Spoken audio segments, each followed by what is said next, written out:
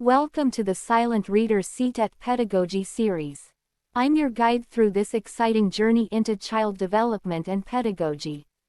This section is absolutely crucial for the CTET examination, carrying 30 valuable marks in both Paper I and Paper II. But more importantly, understanding these concepts will transform you from just a teacher to an exceptional educator who truly understands how children learn and develop. In Topic 1, we begin with the most fundamental concepts of child development, starting with the essential distinction between growth and development. While these terms are often used interchangeably in everyday conversation, they have very specific and different meanings in educational psychology that every professional teacher must understand clearly. Growth refers to quantitative, measurable changes, things you can count or measure with instruments. Think about increases in height, weight, vocabulary size, or test scores. Development, on the other hand, involves qualitative, functional changes in thinking, reasoning, social skills, emotional maturity, and moral understanding.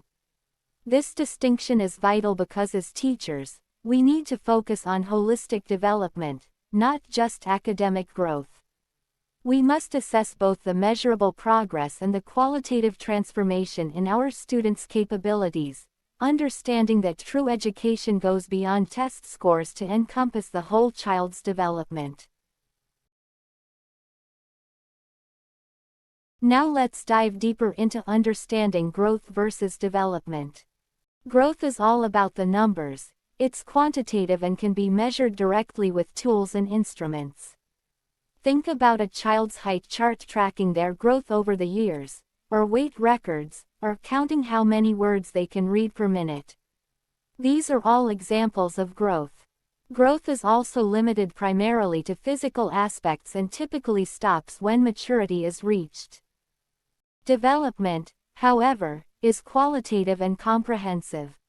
It encompasses cognitive development like thinking and problem-solving skills, social development like making friends and understanding social rules, emotional development like managing feelings and developing empathy, and moral development like understanding right from wrong. You can't measure development with a ruler or scale, you observe it through behaviors, understanding, reasoning abilities, and social interactions. Development is a lifelong process that continues even after physical growth has stopped.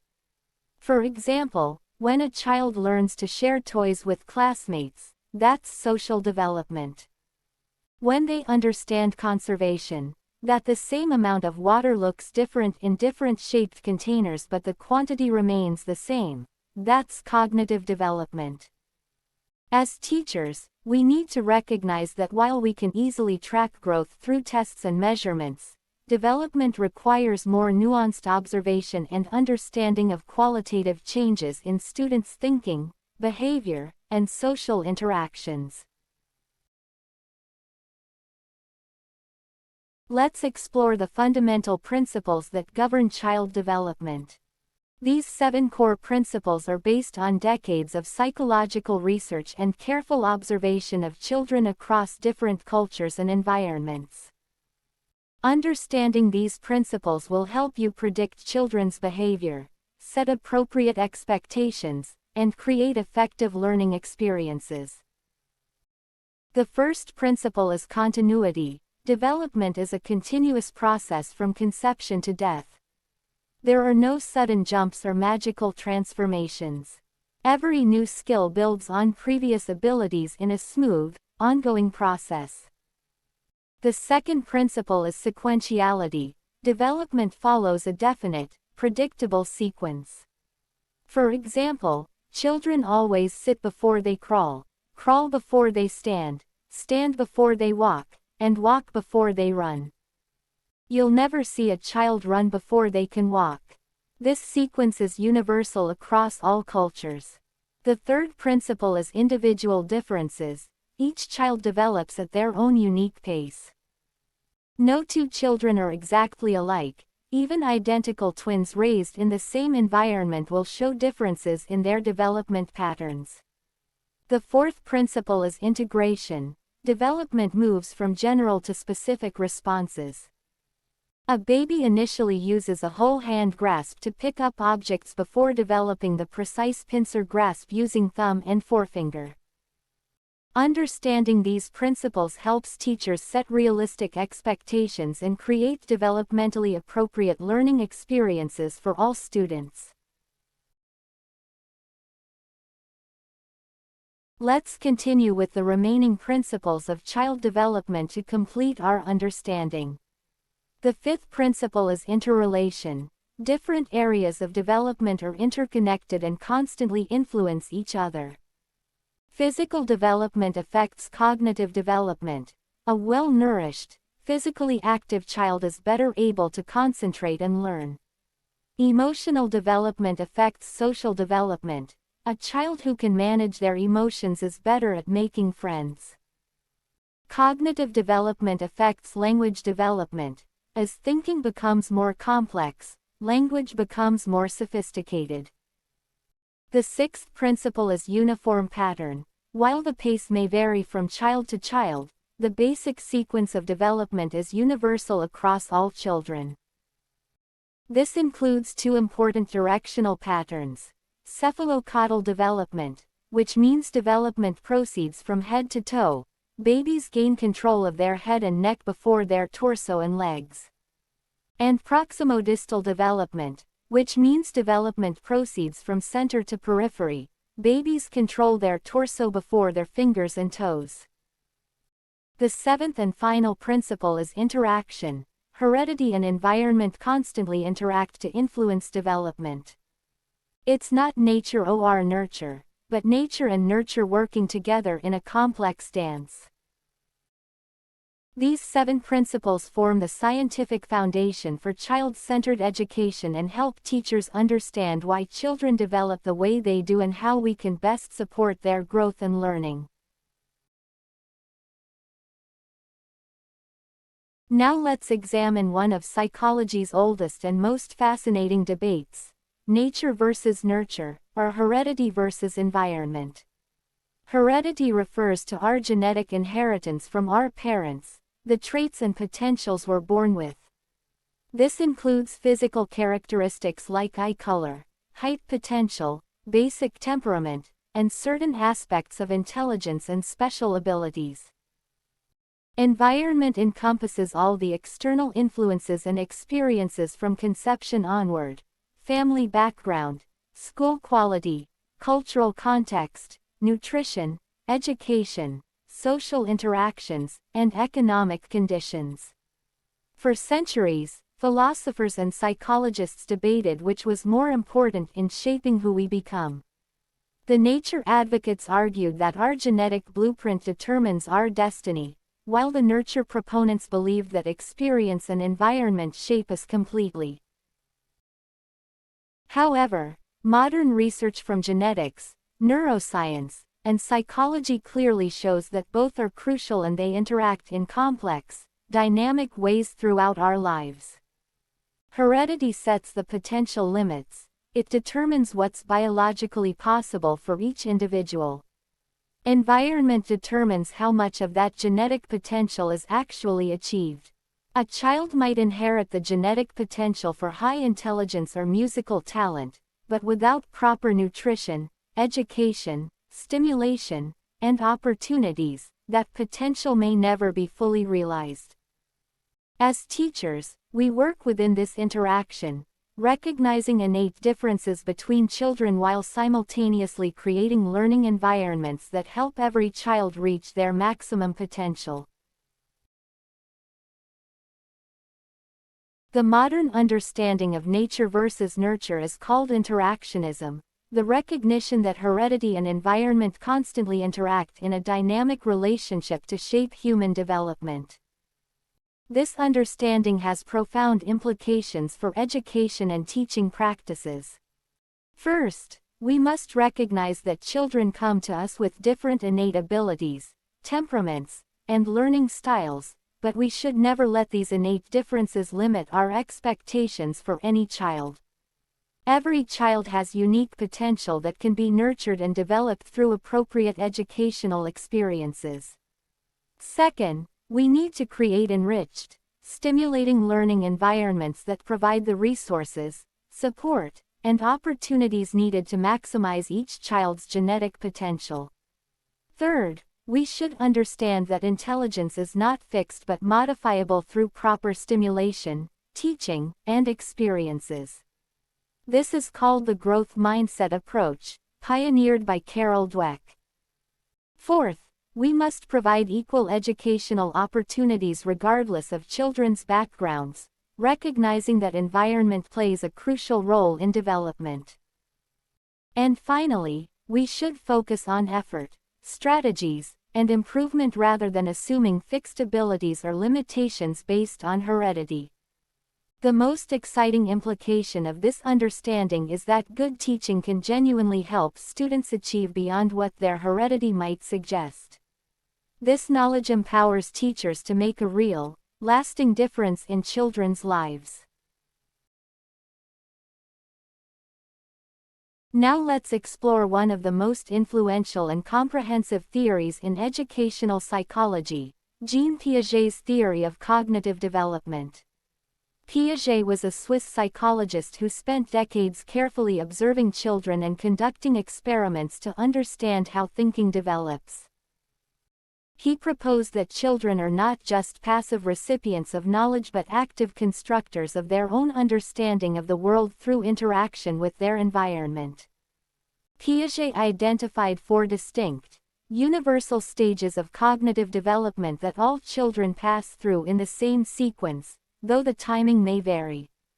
The first stage is sensorimotor stage from birth to about 2 years, where infants learn primarily through sensory experiences and motor actions. During this stage, they develop object permanence, the understanding that objects continue to exist even when they can't be seen. The second stage is pre-operational stage from 2 to 7 years, characterized by egocentrism, the inability to see situations from others' perspectives, engaging in symbolic play, but lacking understanding of conservation, that quantity remains the same despite changes in appearance. The third stage is concrete operational from 7 to 11 years, where children develop logical thinking about concrete objects, understand conservation, and can classify objects into categories. The fourth stage is formal operational from 12 years onward, where abstract thinking, hypothetical reasoning, and systematic scientific thinking emerge. Piaget's theory emphasizes that children think qualitatively differently from adults and that learning experiences must be developmentally appropriate for each stage. Piaget introduced several key concepts that explain the mechanisms of how children construct knowledge and develop thinking abilities. Schemas or mental frameworks are concepts that help us organize and interpret information. For example, a baby might have a sucking schema that they apply to different objects like bottles, thumbs, and toys. Assimilation occurs when we fit new information into our existing schemas, like when a child sees a cow for the first time and calls it doggy, because they're assimilating it into their existing dog schema. Accommodation happens when we need to modify our existing schemas to fit new information that doesn't quite match, like when the child learns that cows are different from dogs and creates a new schema specifically for cows. Equilibration is the process of balancing assimilation and accommodation to create stable understanding and cognitive growth. When children encounter information that doesn't fit their existing schemas, they experience cognitive disequilibrium, which motivates them to either assimilate or accommodate to restore equilibrium. Piaget also identified important cognitive phenomena like egocentrism in the pre-operational stage, where children literally cannot understand that other people have different perspectives, knowledge, or feelings from their own. Conservation is another key concept. understanding that quantity, number, or amount remains the same despite changes in appearance, which develops during the concrete operational stage. Object permanence, knowing objects exist when not visible, develops in the sensorimotor stage. These concepts help us understand the step-by-step evolution of children's thinking abilities. Piaget's theory of cognitive development has profound and practical implications for classroom teaching and educational practices. First and foremost, learning experiences must be developmentally appropriate. We must carefully match our teaching methods, materials, and expectations to students' cognitive levels and capabilities at each stage. Second, children learn most effectively through active discovery, hands-on experiences, and problem-solving rather than passive reception of information from teachers. Third, readiness is crucial. We cannot successfully teach concepts that children are not developmentally ready to understand, no matter how clever our teaching methods might be. Fourth, education should focus on fostering critical thinking, logical reasoning, and problem-solving skills rather than just memorization of facts. For children in the pre-operational stage ages 2 to 7, we should use concrete props, visual aids, keep instructions short and clear, and incorporate plenty of hands-on activities and play-based learning. For concrete operational children ages 7 to 11, we can use manipulatives, teach classification and sequencing skills, and present problems that require logical thinking with concrete, real-life examples. For formal operational students ages 12 and above, we should encourage hypothetical thinking, teach scientific reasoning methods, and explore abstract concepts and moral dilemmas. While Piaget's theory has been hugely influential in shaping modern education, it does have some limitations. Research suggests he somewhat underestimated children's abilities at various stages. His research had cultural bias being based mainly on Western children. The stage theory is somewhat rigid while development is actually more continuous, and he neglected the important influences of social and cultural factors on cognitive development, which later theorists like Vygotsky addressed. Now let's explore Lev Vygotsky's socio-cultural theory, which offers a different but equally important perspective on cognitive development. While Piaget focused on individual exploration and universal stages, Vygotsky emphasized that learning is fundamentally a social process embedded in cultural context. His most famous and influential concept is the zone of proximal development or ZPD. This is the difference between what a learner can do independently without help and what they can achieve with guidance and support from a more knowledgeable person. The ZPD represents the buds, or flowers, of development, the skills and understanding that are just beginning to emerge, rather than the fruits of development that have already matured. Scaffolding is another key concept. This refers to the temporary support, guidance, and assistance provided by teachers, parents, or peers that is gradually removed as the learner becomes competent and independent. The more knowledgeable other or MKO can be anyone with better understanding or higher ability. It could be a teacher, a parent, an older peer, or even educational technology or tools. Vygotsky also emphasized that language is the primary cultural tool for thinking and learning. He described how private speech, children talking to themselves while solving problems, gradually becomes internalized as inner speech, thinking in words. This social-cultural approach has revolutionized modern education by highlighting the crucial importance of collaboration, cultural context, social interaction, and guided learning in cognitive development. Vygotsky's socio-cultural theory has transformed educational practices by emphasizing learning as essentially a social process rather than an individual journey.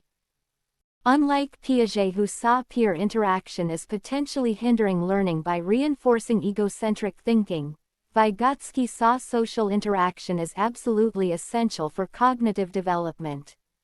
The comparison between Piaget and Vygotsky reveals important differences in their perspectives. Piaget focused on individual discovery through universal biological stages, while Vygotsky emphasized social interaction and cultural tools through the zone of proximal development. For Piaget, language represents already developed thinking. It emerges from and reflects cognitive development.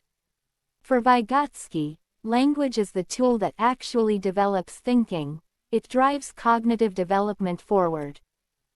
Piaget saw the teacher's primary role as creating rich environments for individual discovery, while Vygotsky saw teachers as essential providers of scaffolding, guidance, and social interaction.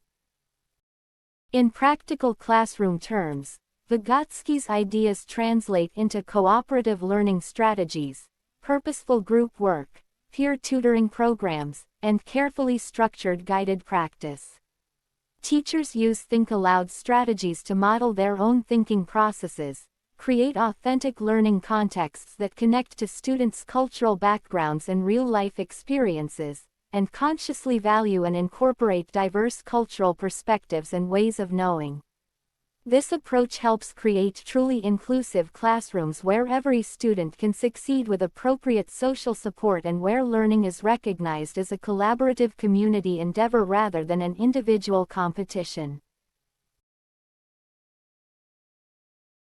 As we conclude Topic 1, let's review the key concepts we've covered that form the foundation of understanding child development. First, we distinguished between growth as quantitative, measurable changes in development as qualitative, functional changes in thinking, social skills, emotions, and morality.